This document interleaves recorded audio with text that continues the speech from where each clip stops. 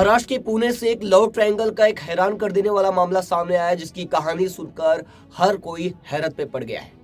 आपको बता दें, एक नामी फोटोग्राफर, जो एक अखबार, एक प्रेस में काम करने वाला एक फोटोग्राफर, जिसकी फोटोज अखबारों में छपती थी और काफी नामी फोटोग्राफर था, जब उसे उसके घर के अंदर गोलियों से भूत दिया जाता है और उसके पीछे की पूरी कहानी जब सामने आती है तो हर कोई हैरान रह जाता है। नमस्कार दोस्तों, मेरा नाम है ब्रिजेश यादव। फिर हाजिर हूं एक नई कहानी और एक नए केस को लेकर। आज का केस लव ट्रायंगल का मामला है और काफी हैरान कर देने वाला मामला है। आप लोगों को बता दूं, कहानी की शुरुआत होती है महाराष्ट्र के पुणे से, जो मुंबई से कुछ ही दूरी पर है। आपको बता दें, पुणे में एक पॉश इलाका है। उस इलाके का नाम है राजनगर। राजनगर में भी एक मोहल्ला है, सुराना लेआउट। सुराना लेआउट में जो एक घर होते हैं, यानी आप महाराष्ट्र में आओगे तो जगह जगह जाओगे तो खुद के जो वहाँ के स्थानीय लोग होते हैं, जो महाराष्ट्रियन लोग हैं, वो खुद का अपना बंगला टाइप में घर बनाते हैं। तो जगह जगह ऐसे घर बने थे इस पॉश इलाके में, राजनगर में। और वहीं पर रहते थे फोटोग्राफर विनय पुणेकर, जिनकी उम्र 50 वर्ष थी। ये अकेले रहते थे और काफी नामी फोटोग्राफर थे। काफी बड़े बड़े अखबारों में फोटोग्राफी की है, उनकी खबरें, उनकी फोटोज छपते थे। आपको बता दें, लेकिन कुछ साल पहले इन्होंने ये जो फोटोग्राफी है, फोटोग्राफी का अपना पैशन तो बदल दिया। यानी पैशन नहीं बदला, लेकिन वे बदल दिया। इन्होंने क्या किया, अखबार में और प्रेस में काम करने की बजाय ये फैशन फोटोग्राफी करने लगे। यानी जो मॉडल्स होती हैं, जो बॉलीवुड इंडस्ट्री में जो हीरोइनें होती हैं ना, उनकी पोर्टफोलियो तैयार करने लगे। यानी उनकी फोटोज खींचते हैं। और जैसे पेपराजी होते हैं ना आज की डेट में, जो एयरपोर्ट के या जगह जगह अलग अलग लोकेशन पे खड़े रहते हैं, जो सेलिब्रिटी होते हैं, उन्हें स्पॉट करते हैं। तो इसी तरह ये क्या होते हैं कि फैशन मॉडल्स हैं, उनके फोटोग्राफ तैयार करते थे और उनका पोर्टफोलियो तैयार करते थे। तो ये काम पर लग गए थे। इनको अच्छा खासा इनकम भी होता था और सब कुछ। और नई नई लड़कियां भी इनसे कनेक्ट होने लगी या नए नए लोगों से रिलेशन बनने लगे। अब क्या होता है कि अब इनका कांटेक्ट तो बड़ा होने लगा था, क्योंकि मॉडल्स का फोटोग्राफी करते थे, तो कई रिलेशन भी बने। अब आपको बता दें आगे क्या होता है। ये अपने जो राजनगर, जो पॉश इलाका है, उस घर के अंदर अकेले रहते थे, क्योंकि इनकी जो पत्नी थी उससे तलाक हो चुका था, उससे अलग हो चुके थे। अब उससे अलग हो चुके थे, फिर धीरे धीरे सब कुछ ऐसे ही चल रहा था। ये अपना जो मॉडल्स का फोटोग्राफी करते हैं, अपने इसी धंधे, इसी बिजनेस में थे, ये करते थे, अपना ये पैशन फॉलो करते थे। तो अचानक क्या होता है, साल 2024, एक महीना बीत गया जनवरी का। धीरे धीरे समय आ जाता है फरवरी का भी महीना बीत गया। आज जो मैं कहानी सुना रहा हूँ तो फरवरी का महीना बीत चुका है, 2 मार्च है। तो क्या होता है कि वो 24 फरवरी के दिन उनके घर से धड़ाधड़ 2 गोलियां चलने की आवाज आती है, जिसे पक्षी उड़ने लगते हैं और आसपास के लोग तुरंत ये माहौल देखकर, ये आवाज सुनकर तुरंत बाहर आते हैं और देखने लगते हैं क्या कुछ हुआ। एक साया, एक कोई इंसान उनके घर से निकलता है और तुरंत भागकर गलियों में गुम हो जाता है। लोग उससे पहले कुछ देख पाते। ये देखते हैं लोग कि कोई तो निकला, वो घर से भागा और गलियों में गुम हो गया। लोग उसकी तलाश, क्योंकि घर के ऊपर से लोग झांके लेकिन देख नहीं पाए प्रॉपर। अब उन्होंने पहले वो तो कुछ समझने की कोशिश करते कि हुआ क्या। तो उनको समझ में आता है, जब सोचते हैं कि गोली चली और गोली किसी ने चलाकर भागा। और जब गोली चलने की आवाज आई कहाँ से, जब गौर करते हैं तो देखते हैं जो पुणेकर है, विनय पुणेकर, उनके घर का जो गेट है वो खोला हुआ है, फिर अंदर दरवाजा भी खुला हुआ है। अब कुछ लोग इशारा करते हैं आपस में और नीचे आते हैं अपने घरों से। नीचे आने के बाद वो घर के ओर बढ़ते हैं, यानी पुणेकर के घर के ओर आगे बढ़ते हैं। अब पुणेकर के घर की ओर आगे बढ़ते हैं और दरवाजे का जैसे ही वो दरवाजे को थोड़ा सा और खोलते हैं, वो पूरा दृश्य देखकर इनके रोंगटे खड़े हो जाते हैं। वहां पर ये देखते हैं कि अंदर पुणेकर की लाश पड़ी हुई है और खून के धब्बे जगह जगह पड़े हुए हैं। ये सारा दृश्य देखकर ये लोग हैरान रह जाते हैं और घबरा जाते हैं। तुरंत ये लोग स्थानीय पुलिस को कांटेक्ट करते हैं और मौके पर पुणे की पुलिस पहुंचती है। पुणे पुलिस अब घटनास्थल पर पहुंचती है और उसे क्राइम सीन डिक्लेयर करती है और वहां पर जो भी है उसको सील करती है, उस जगह को, और इन्वेस्टिगेशन शुरू करती है। पुलिस सीन ऑफ क्राइम का मुआयना करती है और वहां पर पुलिस जब उस पूरे सीन ऑफ क्राइम को देखती है तो समझ में आ जाता है कि पहले जो पुणेकर है, विनय पुणेकर, ये काफी हाथापाई किए, यानी लड़े उससे, क्योंकि जगह जगह खून के धब्बे, और जब पुलिस और जांच करती है तो कुछ बाल के टुकड़े भी मिलते हैं, क्योंकि हाथापाई मजबूत हुई थी, पूरे घर में हुई थी। ड्राइंग रूम्स में ये मरे पड़े थे, ड्राइंग रूम में इनकी बॉडी पड़ी थी और पूरे घर में सामान बिखरा हुआ और लड़ाई फाइटिंग हुई है, क्योंकि सामाने भी टूटे हैं। और फिर पुलिस जब बॉडी को देखती है तो बॉडी में 2 गोलियां सीधा मारी गई थी। अब गोली कौन मारा? एक नामी फोटोग्राफर, एक फेमस, जो काफी सालों से अखबारों और प्रेस में काम करने वाला व्यक्ति, उसे दिन दहाड़े एक पुणे के पॉश इलाके राजनगर में आकर कोई उड़ाकर उनके घर के अंदर चला जाता है। इससे पूरे इलाके में सनसनी फैल जाती है, क्योंकि काफी बड़े बड़े लोग उस इलाके में रहते थे। और इस खबर के बाद कि कोई घर के अंदर घुसकर गोली मार दिया, ये खबर काफी बड़ी खबर थी। पूरे अखबारों में बड़ी बड़ी सुर्खियां बटोरी इस खबर ने। अब पुणे पुलिस के ऊपर भी एक प्रेशर था इस कातिल को पकड़ने का, क्योंकि कातिल काफी साहसी दिख रहा था, क्योंकि इस पॉश इलाके में घुसता और सीधा घर के अंदर घुसकर फायरिंग करना, हाथापाई करना एक मामूली बात नहीं थी। ये काफी हैरान कर देने वाली और बड़ी घटना थी। अब पुलिस केस की इन्वेस्टिगेशन शुरू करती है। पहले तो बॉडी को पोस्टमार्टम के लिए नजदीकी अस्पताल भेज देती है। अस्पताल भेजने के बाद, क्योंकि 1 बजे मर्डर हुआ था, अब 2 बजे तक पुलिस बॉडी को अपने कब्जे में ले लेती है और इन्वेस्टिगेशन लगभग 2:30 बजे से शुरू हो जाती है। अब पुलिस क्या करती है? पुलिस के सामने क्या है? एक पहला तो सीसीटीवी, क्योंकि एक पॉश इलाका है, सीसीटीवी जगह जगह लगे हुए। उनके घर के खुद के घर में भी सीसीटीवी है। अब सीसीटीवी से उस कातिल की वो तो निकल जाती है, यानी तस्वीर तो पता चल जाती है, लेकिन तस्वीर मिलने के बाद भी पुलिस इसके बारे में काफी कुछ पता करने की कोशिश करती है, लेकिन पुलिस को इसके बारे में कोई इंफॉर्मेशन हाथ नहीं लगती है। अब पुलिस को हाथ लगता है एक मोबाइल, लैपटॉप, जो इनकी चीजें थी, जिसे उनका कैमरा, बाकायदा सारे सामान हाथ लगते हैं। अब पुलिस के सामने सबसे बड़ा ये सवाल था कि पुणेकर को कोई मारेगा तो क्यों मारेगा? क्योंकि एक अकेला आदमी जो इस घर में रहता है लंबे समय से, एक नामी फोटोग्राफर मैं बता चुका हूं, तो उसे मारने का मकसद क्या होगा? कोई आया होगा घर में, लूट करने आया होगा, पैसे लूटेगा, कैमरा लूटेगा, मोबाइल लूटेगा, लैपटॉप लूटेगा, लूट के सब लेके जाएगा।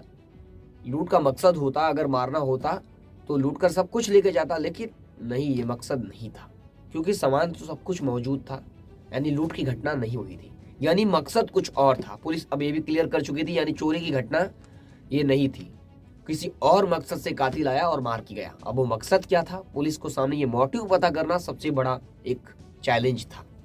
पुलिस को पहले तो इस केस को सॉल्व करना है, तो कातिल को पकड़ना होगा। अब पुलिस क्या करती है? क्योंकि पुलिस के सामने सीसीटीवी तो मिल गया था, फोटो भी मिल गए थे, लेकिन उसे गिरफ्तार करे तो कहां से करे, ये भी एक बहुत बड़ा चैलेंज था। तो पुलिस पहले अब क्या करती है? सीडीआर निकालती है। सीडीआर निकालती है, यानी सीडीआर यानी कॉल डिटेल मोबाइल के उनके, जब निकालती है तो पता चलता है पुलिस को एक हैरान कर देने वाली बात, कि 1-2 घंटे के अंदर जब उनकी मौत हुई, उससे पहले एक लड़की से उनकी 2-3 बार बात हुई, एक लड़की से। अब उस लड़की की डिटेल निकाली जाती है। लड़की का नाम तो मैं नहीं बता सकता, इन्फॉर्मेशन लड़की की नहीं बता सकता, लेकिन लड़की की उम्र 35 साल है। और फिर लड़की के बारे में पुलिस और बात, यानी पता करने की कोशिश की और इन्फॉर्मेशन निकालने की कोशिश की। अब लड़की के बारे में जब और जानकारी पुलिस निकालती है, तो पुलिस को कुछ और बातें और काफी हैरान कर देने वाली, पुलिस भी हैरत में पड़ जाती है। 35 साल की लड़की और एक 50 साल का फोटोग्राफर विनय पुणेकर, ये दोनों अफेयर में थे, यानी रिलेशन में थे, यानी 35 साल की लड़की के साथ अफेयर में, क्योंकि उनके जो चैट्स थे वो जब पुलिस देखती है तो समझ में आ जाता है, क्योंकि काफी लंबे चौड़े चैट से हर तरह की बातें की गई थी। अब पुलिस इनका कैमरा, इनका लैपटॉप जब खंगालती है तो उसके अंदर कुछ आपत्तिजनक अश्लील तस्वीरें, अश्लील फोटोज लड़की के भी और उनके भी सारे सब मिलते हैं। उनका काफ़ी फोटो का पूरा सेट ही था, यानी एक एल्बम ही था, ये सब वो कलेक्ट करके रखा हुआ था। पुलिस जब ये सब देखती है तो समझ जाती है कि इनका पर्सनल है, पर्सनल डाटा है ये। अब पुलिस लड़की से पूछताछ भी करना जरूरी है और उस कातिल को पकड़ना भी जरूरी है। अब लड़की, पुलिस भी सोचती है अब इस पर्सनल मैटर में हाथ डाला जाए या ना डाला जाए, क्योंकि अब कत्ल हुआ है, कत्ल का ये काफ़ी संवेदनशील मामला है, तो लड़की से पूछताछ करना भी जरूरी है। अगर पूछताछ नहीं होगी तो कातिल तक पहुंचा कैसे जाएगा? काफ़ी सवाल थे। तो आखिरकार पुलिस अब उस लड़की का एड्रेस और लोकेशन ट्रेस करने की कोशिश करती है और आखिरकार मशक्क़त के बाद काफ़ी पुलिस उसे हिरासत में लेती है और पूछताछ यानी सवाल जवाब शुरू करती है। सवाल जवाब जब शुरू होता है तो एक हैरान कर देने वाली और एक खौफनाक कहानी वो लड़की बताती है, और उस लड़की की पूरी कहानी सुनने के बाद वो पुलिस वाले भी हैरान रह जाते हैं। बात ये थी, कहानी की शुरुआत होती है कुछ समय पहले से, यानी कुछ महीनों पहले से। ये 35 साल की लड़की और जो पुणेकर, विनय पुणेकर, जिनकी उम्र 50 साल है, ये दोनों अफेयर में थे। इनकी धीरे धीरे क्या हुआ था कि एक बार ये स्विमिंग पूल में गए थे, ये पुणेकर ये स्विमिंग पूल में गए थे, तो वहाँ मुलाकात इस लड़की से हुई। अब इस मुलाकात जब लड़की से हुई तो दोनों में बातचीत होने लगी, दोनों की बातचीत आगे बढ़ी, काफ़ी लगाव हो गया, बातचीत हरदम होने लगी। दोनों अपना नंबर आदान प्रदान करते हैं और दोनों नंबर मिल जाता है तो लंबे समय तक बातें भी होने लगती है। अब व्हाट्सएप चैटिंग भी शुरू हो जाती है, धीरे धीरे यानी सिलसिला आगे बढ़ने लगता है। तब एक सवाल ये पूछते हैं, यानी जो पुणेकर हैं पूछते हैं कि तुम सिंगल हो, क्योंकि 35 साल की वो भी थी। तो पता चलता है कि वो भी तलाक अपने पति को दे चुकी है, वो भी सिंगल है, और ये भी अपनी पत्नी को छोड़ चुके हैं। तो दोनों रिलेशन में आ जाते हैं। अब ये बात दोनों की कॉमन थी तो दोनों रिलेशन में आ जाते हैं और दोनों एक दूसरे से मिलते, संबंध बनाते, सब कुछ जो होता है हो रहा था। अब क्या होता है कि आगे अब पुलिस को मर्डर कैसे हुआ ये पता करना था।